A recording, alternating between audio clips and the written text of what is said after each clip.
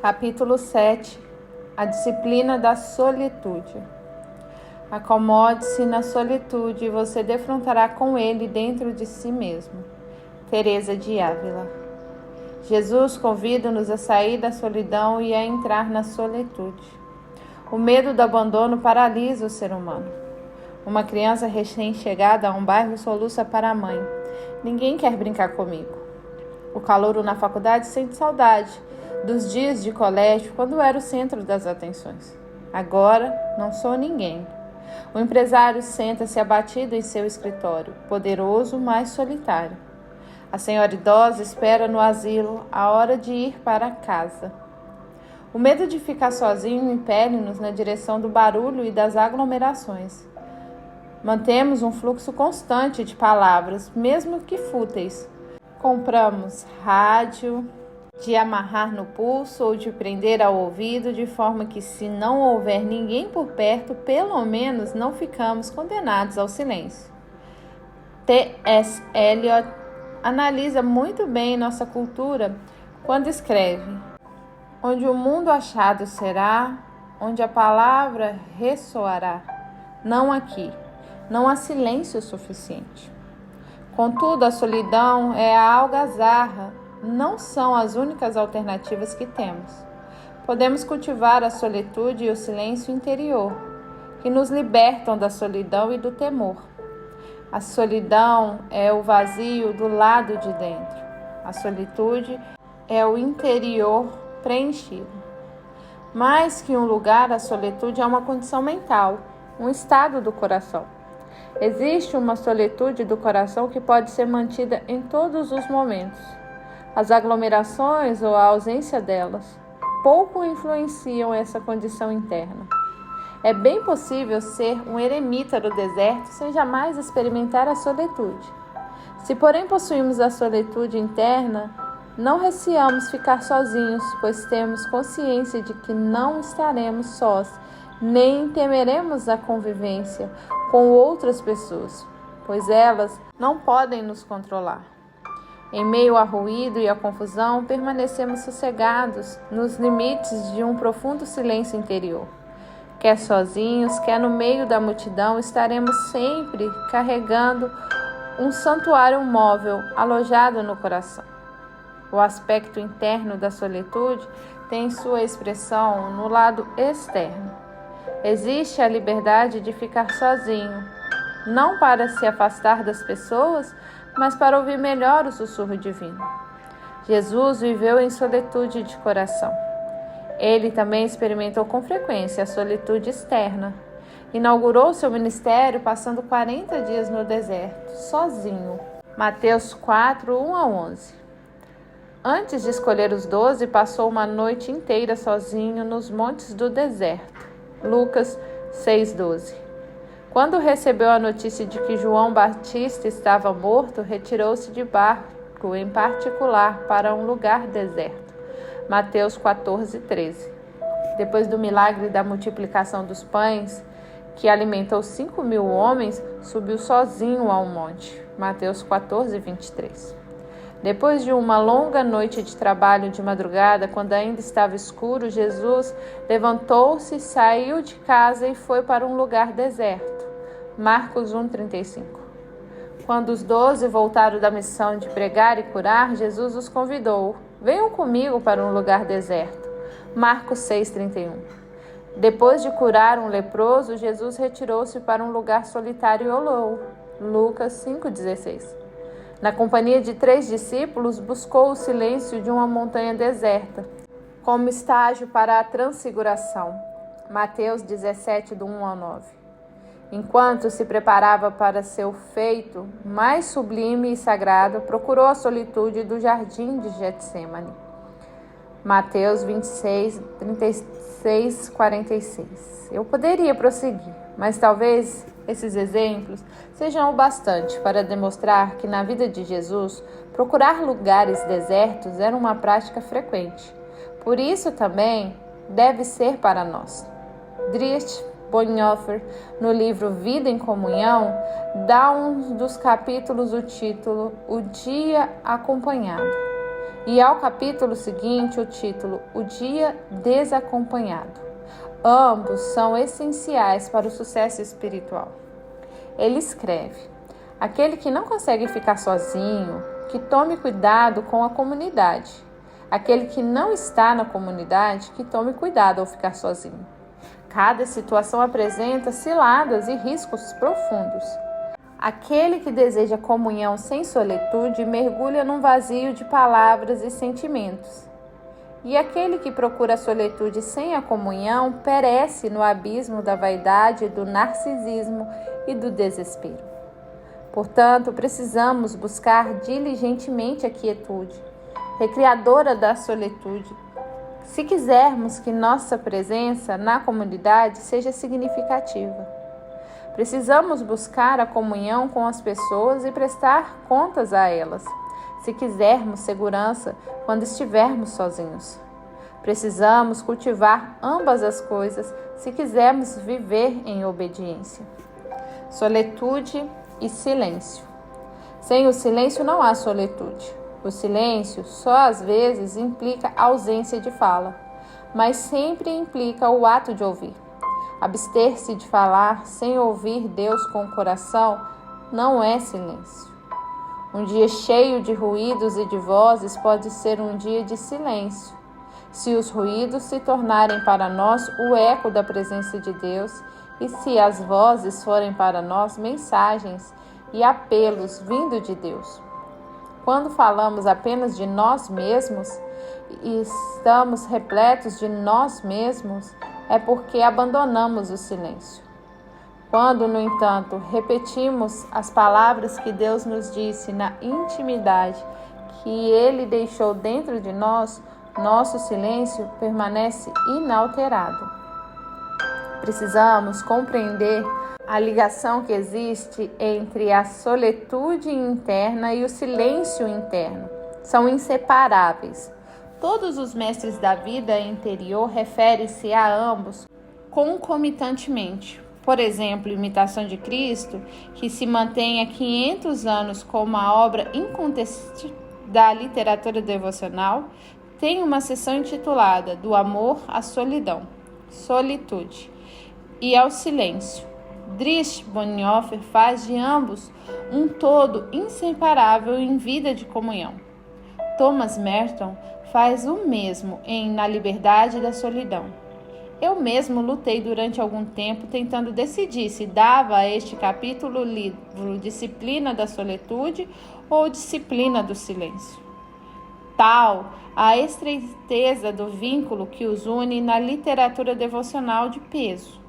Portanto, temos de necessariamente chegar à compreensão do poder transformador do silêncio e também experimentá-lo se quisermos conhecer a solitude. Sobre esse assunto, diz um antigo provérbio: todos os que abrem a boca fecham os olhos. O propósito do silêncio e da solitude é ter a capacidade de ver e ouvir. É o controle, não a ausência de ruídos. A chave para o silêncio. Tiago não teve dificuldade para perceber que é perfeita a pessoa capaz de controlar a língua. Tiago 3, do 1 ao 12. Na disciplina do silêncio e da solitude, aprendemos quando falar e quando nos abster de falar. Quem enxerga a disciplina como leis sempre transformará o silêncio em algo absurdo. Não vou falar nada pelo menos 40 dias. Essa é sempre uma tentativa presente em qualquer disciplina verdadeira, caso queiramos viver em silêncio e solitude.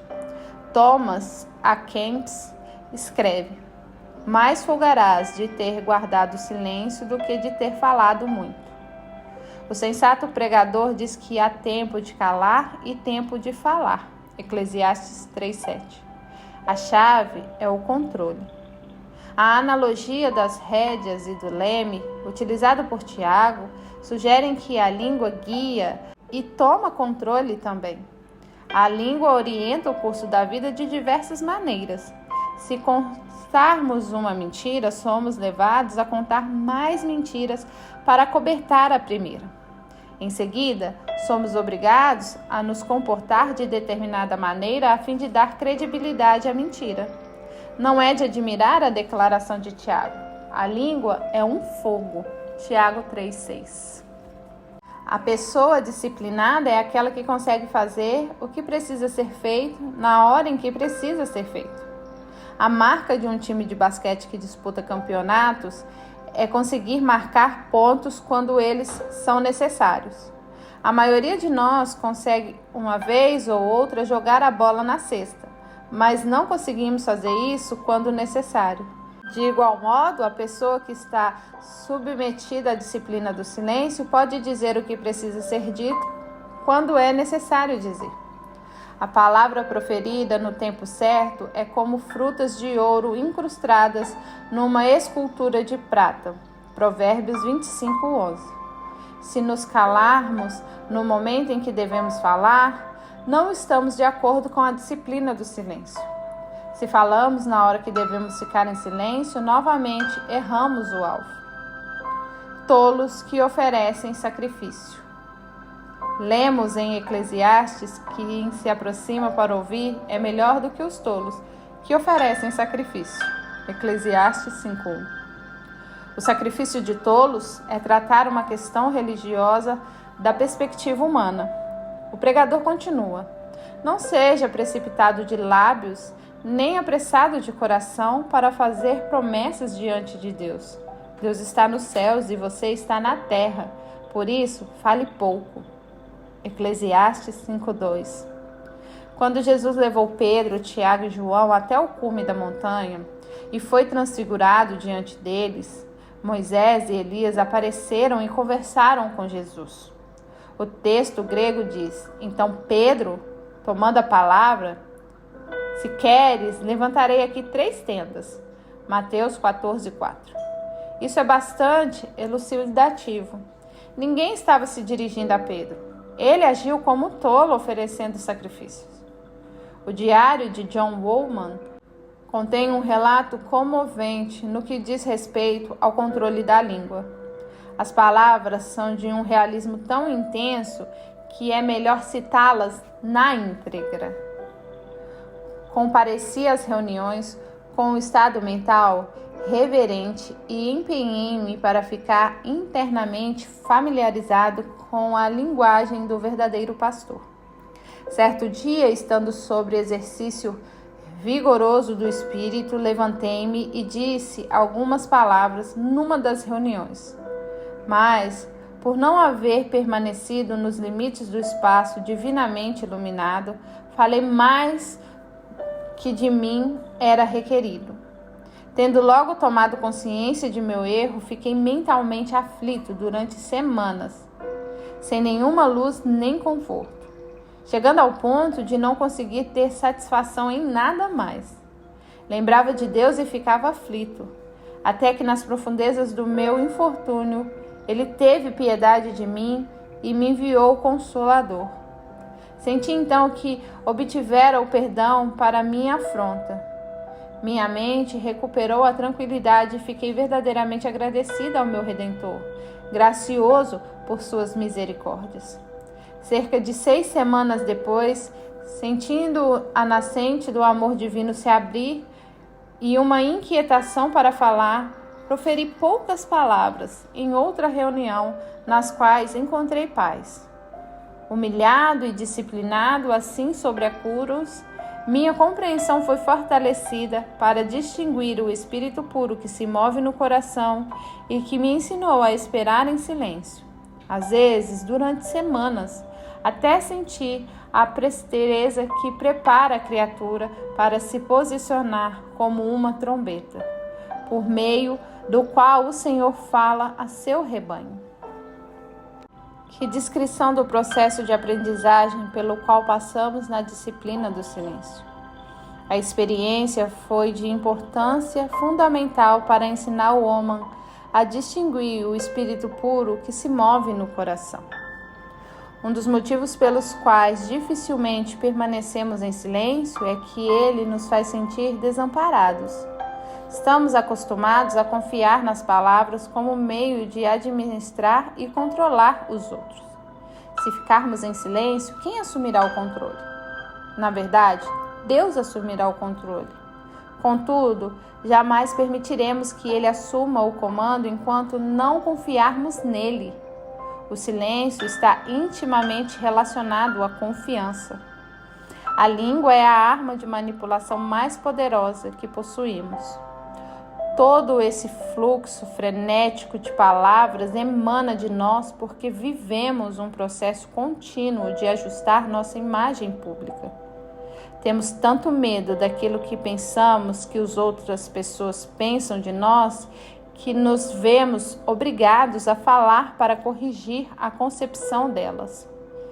Se fiz algo errado ou mesmo correto, mas que na minha opinião pode ser mal interpretado, eu descubro que você sabe disso, serei tentado a ajudá-lo a compreender minha atitude. O silêncio é uma das disciplinas mais profundas do espírito, simplesmente porque põe um freio em todas as nossas justificativas. Um dos frutos do silêncio é a liberdade de permitir que Deus nos justifique. Não precisamos endireitar as pessoas. Conta-se que um monge medieval estava sendo injustamente acusado de transgressão. Certo dia, enquanto olhava pela janela, viu um cachorro mordendo e rasgando um tapete pequeno que fora pendurado para secar. Enquanto observava, o Senhor disse a ele: "É isso que está acontecendo com sua reputação. Se, porém, você confiar em mim, vou cuidar disso para você, da reputação e de tudo mais." Talvez o silêncio, mais que qualquer outra coisa, nos leve a acreditar que Deus pode cuidar disso para nós, da reputação e de tudo mais. George Fox costumava mencionar o espírito da escravidão, bem como o fato de que o mundo jaz neste espírito. Em seus escritos, ele equipara o espírito da escravidão ao espírito de subvergência ou outros seres humanos e insiste em tirar a pessoa de dentro do ser humano, afastá-la do espírito de escravidão, a lei por intermédio dos outros seres humanos. E o silêncio é uma maneira de conduzir a libertação. A língua é um termômetro, informa nossa temperatura espiritual. É também um termostato, regula nossa temperatura espiritual. Controlar a língua pode significar tudo. Já estamos libertos a ponto de conseguir domá-la? Bonhoeffer escreve: o silêncio real, a quietude real e segurar de fato a língua são coisas que surgem apenas como consequência sóbria da quietude espiritual. Relata-se que Domingo de Guzmán visitou Francisco de Assis e que, no transcorrer de todo o encontro, nenhum dos dois falou uma palavra sequer. Somente depois de aprender a ficar verdadeiramente quietos é que seremos capazes de falar ao mundo o que é necessário no momento em que for preciso. Catherine de Heck-Dort escreve: tudo em mim está em silêncio. Estou imersa no silêncio de Deus. É na solitude que passamos a experimentar o silêncio de Deus, para assim receber o silêncio interior que nosso coração deseja ardentemente. A noite escura da alma. Levar a sério a disciplina da solitude significa que, em algum momento, durante a peregrinação, ou em vários deles, entraremos naquilo que João da Cruz descreveu como a noite escura da alma. A noite escura para o qual ele nos chama não é algo ruim nem destrutivo, pelo contrário, é uma experiência a ser bem recebida. Como faz o enfermo em dar boas-vindas à cirurgia que lhe promete saúde e bem-estar. O propósito da escuridão não é punir nem afligir, e sim libertar. É um encontro divino, uma oportunidade privilegiada de aproximação do centro divino. João da Cruz chama isso de pura graça e acrescenta: ó noite que guiastes, ó noite amável mais que a alvorada, ó noite que juntastes, amado com a amada, amada nesse amado transformada. Que elementos estão envolvidos na noite escura da alma? Podemos experimentar uma sensação de aridez, de solidão e até mesmo de perda. Qualquer dependência exagerada da vida emocional é extirpada. O conceito comum de que tais experiências devem ser evitadas e que devemos sempre viver em paz, conforto e alegria, celebração, só revela o fato de que boa parte da experiência contemporânea é piegas, mera superficialidade. A noite escura da alma é um meio de Deus nos levar à quietude, a fim de que possa trabalhar na transformação de nosso interior. Como a noite escura se expressa no cotidiano. Quando buscamos a solitude com seriedade, normalmente surge um sucesso inicial e, em seguida, uma queda inevitável. E com ela, um desejo de abandonar completamente a busca. Os sentimentos esvaem-se e fica a sensação de que não estamos entrando em contato com Deus. João da Cruz descreve o quadro dessa maneira. A escuridão da alma mencionada aqui põe os apetites sensoriais e espirituais para dormir. Amarra a imaginação e a impede de realizar qualquer tarefa linguística adequadamente. Faz a memória cessar. Deixa o intelecto obscurecido e incapaz de entender qualquer coisa. E assim também a vontade torna-se árida e restrita, e todas as faculdades tornam-se esvaziadas e inúteis. E sobre tudo isso paira uma nuvem densa e deprimente que aflige a alma e a mantém afastada de Deus. Por 2 vezes no poema Canção da Alma, João da Cruz usa a expressão "estando minha casa sossegada". Nesse verso imagético, ele indica a importância de permitir que todos os sentidos, físicos, emocionais, psicológicos e até mesmo espirituais, sejam silenciados. É preciso que toda distração do corpo, da mente e do espírito seja suspensa antes que possa acontecer na alma essa profundação divina. É como uma operação na qual o anestésico precisa fazer efeito antes da realização da cirurgia. Surgem dentro de nós, então, o silêncio, a paz e a quietude. Nada consegue nos comover nem nos deixar agitados durante esse período. Nem a leitura da Bíblia, nem os sermões, nem o debate intelectual. Quando Deus amorosamente nos atrai para a noite escura da alma, existe sempre a tentação de se desincumbir dela e de culpar tudo e todos pelo embotamento interno que experimentamos. O pregador é entediante, o cântico dos hinos é por demais acanhado, o culto de adoração é insípido. Talvez comecemos a olhar em volta procurando outra igreja ou uma experiência nova que nos dê arrepios espirituais. É um erro grave. Reconheça a noite escura por aquilo que ela é. Seja grato por Deus o afastar de todas as distrações para que você consiga enxergar com clareza, em vez de lutar e se esfolar. Fique quieto e espere. Não me refiro ao embotamento para as coisas espirituais que surgem como consequência do pecado ou da desobediência, mas falo da pessoa que vigorosamente busca a Deus e não abriga no coração nenhum pecado conhecido. Quem entre vocês teme o Senhor e obedece à palavra de seu servo? Que aquele que anda no escuro, que não tem luz alguma, confie no nome do Senhor e se apoie em seu Deus. Isaías 50:10. A questão apontada nessa passagem bíblica é a possibilidade clara de temer e obedecer a Deus, confiar e se apoiar no Senhor, e ainda assim ser como aquele que anda no escuro, que não tem luz alguma. Estamos vivendo em obediência, mas adentramos a noite escura da alma. João da Cruz mostra que durante essa experiência existe uma proteção graciosa contra os vícios e um maravilhoso progresso nas coisas do reino de Deus. A pessoa, no momento dessa escuridão, verá com clareza, quão pouco os apetites e faculdades se distraem com coisas inúteis e danos, e quão protegida ela está da vanglória, do orgulho e da presunção, de uma alegria vazia e falsa e de muitos outros males.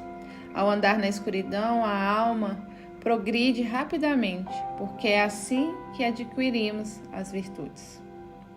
O que devemos fazer durante o período da escuridão da alma interna?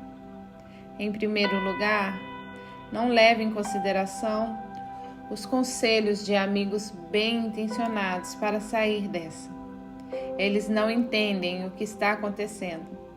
Nossa época é tão ignorante a respeito dessas coisas que o conselho a nem mesmo falar sobre o assunto. Acima de tudo, não tente explicar nem justificar, porque você anda meio fora do ar. É Deus quem justifica você. Deposite seu caso nas mãos dele.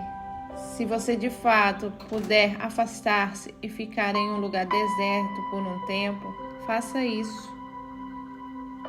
Caso contrário, ocupe-se das tarefas diárias. Quer no deserto, quer em casa, mantenha o coração em silêncio interior profundo e disposto a ouvir, permanecendo lá, até que a tarefa da solitude seja concluída. Talvez João da Cruz esteja nos conduzindo às águas mais profundas do que desejaríamos mergulhar. Ele certamente está falando de um domínio que a maioria de nós vê como um reflexo obscuro, como um espelho. Não precisamos, todavia, censurar-nos pela timidez em escalar os picos nevados da alma. É melhor agir com cautela nessa primeira experiência. Talvez ele tenha despertado em nós o impulso em direção à experiência mais elevada e profunda. Não importa quão leve tenha sido a cutucada. É como abrir a porta da nossa vida para esta realidade, sempre muito vagarosamente. É tudo que Deus pede. E é tudo de que precisa. Para concluir a jornada dentro da noite escura da alma, é oportuno refletir sobre as palavras poderosas desse mentor espiritual. Então, alma espiritual, quando virdes os apetites obscurecidos, tuas inclinações ressequidas e restringidas, tuas faculdades incapacitadas para qualquer exercício interior, não se aflija. Pense nisso como graça, já que Deus está te libertando de ti mesmo e tirando de ti teus afazeres. Passos para a solitude. As disciplinas espirituais são coisas que fazemos. Jamais devemos perder de vista este fato. Uma coisa é falar com devoção a respeito da solitude do coração. Mas, se isso de alguma maneira não abrir caminho para a nossa experiência, então deixamos escapar o sentido das disciplinas. Estamos lidando com ação, não com meros estados da mente. Não basta dizer, bem, eu praticamente já possuo a solitude e o silêncio do mundo interior. Não há mais nada que eu precise fazer. Todos os que adentram os silêncios vivificadores fizeram determinadas coisas e organizaram a vida de um modo peculiar, de forma que recebam a paz que excede todo o entendimento. Se quisermos ser bem-sucedidos, precisamos ir além da teoria e chegar às situações reais da vida. Quais são alguns dos passos para a solitude? A primeira coisa que podemos fazer é aproveitar as pequenas solitudes que preenchem nosso dia. Considere a solitude dos primeiros momentos da manhã, na cama, antes de a família acordar. Pense na solitude que advém de uma xícara de café pela manhã antes de ir para o trabalho. Existe a solitude do congestionamento em primeira marcha durante o horário de pico nas vias expressas. Podem existir pequenos momentos de pausa e de descanso quando viramos a esquina e deparamos com uma flor ou uma árvore. Em vez de uma oração em voz alta, antes da refeição, considere a ideia de convidar todos a uns poucos momentos de silêncio coletivo. Certa vez, dirigindo o carro lotado de crianças e adultos tagarelando, falei enfaticamente: vamos fazer uma brincadeira e ver se todo mundo consegue ficar absolutamente calado até chegarmos ao aeroporto. Em torno de 5 minutos. Foi uma bênção, pois funcionou. Encontre alegria e significado renovados na caminhada entre o metrô ou o ônibus e sua casa ou apartamento. Sem ser notado, saia só para apreciar o silêncio da noite, antes de ir para a cama. É comum perdermos esses bocados de tempo. Que pena! Eles podem e devem ser resgatados. São momentos para a quietude interior, para a reorientação da vida, como a agulha de uma bússola. São pequenos momentos que nos ajudam a estar genuinamente presentes no lugar em que nos encontramos. O que mais se pode fazer? Podemos encontrar ou preparar um lugar silencioso, projetado para o silêncio e a solitude. Casas são construídas o tempo todo. Por que não insistir em que um pequeno santuário interno seja adicionado à planta? Um lugar onde qualquer membro da família possa ficar sozinho em silêncio. O que impede? O dinheiro? Construímos salas de recreação e salas de estar elaboradas e achamos que elas valem o preço que pagamos. Os que já possuem casa podem pensar em separar uma pequena área da garagem ou construir uma edícula no quintal. Quem mora em apartamento pode apelar para a criatividade e descobrir outras maneiras de abrir espaço para a solitude. Sei de uma família que possui uma cadeira especial. Sempre que alguém se senta nela, é como se dissesse: por favor, não me incomode, quero ficar sozinho. Encontramos lugares fora de casa, um cantinho no parque, o santuário de uma igreja, até mesmo pequenos depósitos por aí. Um núcleo de retiros próximos de nós construiu um adorável cubículo para uma pessoa, destinado à meditação e à solitude individual. É chamado de lugar silencioso. As igrejas investem milhões de dólares em construção. Que tal construir um lugar onde um indivíduo possa ficar sozinho diversos dias? Catherine de Doherty foi a pioneira no desenvolvimento de poustinias, palavra russa que significa deserto, na América do Norte. São lugares projetados especialmente para a solitude e o silêncio. No capítulo sobre estudo, tratei da importância de observarmos a nós mesmos para ver com que frequência nossas palavras são uma tentativa frenética de explicar e justificar nossas ações. Tendo enxergado isso em nós mesmos, experimentamos agir sem dar qualquer explicação. Observamos a sensação de medo de que as pessoas interpretem mal os motivos que nos levam a fazer o que fizemos. Tentemos permitir que Deus nos justifique. Vamos nos disciplinar para que sejam poucas e plenas as palavras que dizemos. Sejamos conhecidos como pessoas que têm algo a dizer quando abrem a boca. Optemos por uma fala direta. Fazer aquilo que dizemos que será feito. É melhor não fazer votos do que fazer e não cumprir. Eclesiastes 5:5. Quando a língua está submetida à nossa autoridade, as palavras de Bonhoeffer passam a fazer sentido para nós. Muito do que é desnecessário permanece sem ser dito, mas as coisas essenciais, úteis, podem ser ditas em poucas palavras. Dê ainda outro passo. Tente viver um dia inteiro sem dizer uma palavra alguma. Mas não faça isso uma lei, pois trata-se de uma experiência. Atente para o seu sentido de desamparo. Observe como é excessiva sua dependência das palavras para a comunicação. Tente encontrar formas novas de se relacionar com as pessoas que não dependam das palavras. Desfrute, saboreie o dia, aprenda com ele. Retire-se 4 vezes por ano durante 3 ou 4 horas, com o propósito de reorientar seus objetivos na vida. Isso pode ser feito com facilidade numa única noite. Fique até mais tarde no escritório. Faça-o em casa ou descubra um cantinho silencioso numa biblioteca pública. Reavalie os propósitos que você tem na vida. O que deseja alcançar daqui a 1 ano? E daqui 10 anos? Temos a tendência de superestimar o que se pode realizar em 1 ano e de subestimar o que se pode realizar em 10 anos. Estabeleça objetivos realistas, mas permaneça disposto a sonhar e avançar. Este livro permaneceu como um sonho em minha mente por vários anos antes de se tornar realidade. Na quietude dessas horas, ouço o estrondo silencioso de Deus. Registre num diário o que lhe vem à mente. A orientação e o estabelecimento de objetivos não são necessariamente algo frio e calculado, como alguns supõem. Os objetivos são descobertos, não criados.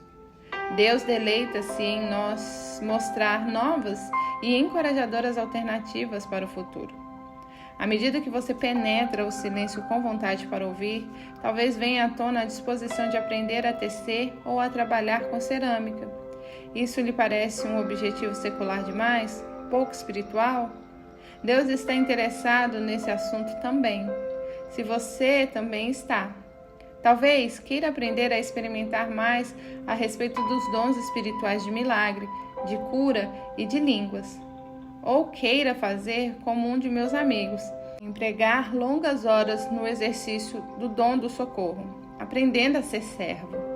Talvez no próximo ano você queira ler todas as obras de C.S. Lewis ou de D. Elton Trueblood. Talvez daqui a 5 anos deseje estar qualificado para trabalhar com crianças deficientes. Não seria a escolha desses objetivos equivalente a um jogo de manipulação, como se faz em vendas? É claro que não. Trata-se apenas de estabelecer uma direção para a vida. Você está indo para algum lugar, então é melhor ter uma direção estabelecida na comunhão com o Centro Divino. No capítulo sobre disciplina do estudo, exploramos a ideia de retiros de 2 ou 3 dias para estudar a Bíblia. Tais experiências são intensificadas quando combinadas com a imersão no silêncio de Deus. A exemplo de Jesus, precisamos afastar-nos das pessoas para estarmos verdadeiramente presentes quando estivermos ao lado delas. Faça um retiro 1 vez por ano, sem nenhum outro objetivo em mente que não o da solitude. O fruto da solitude é a ampliação da sensibilidade e a compaixão pelas pessoas. Surge uma liberdade renovada para estar ao lado delas.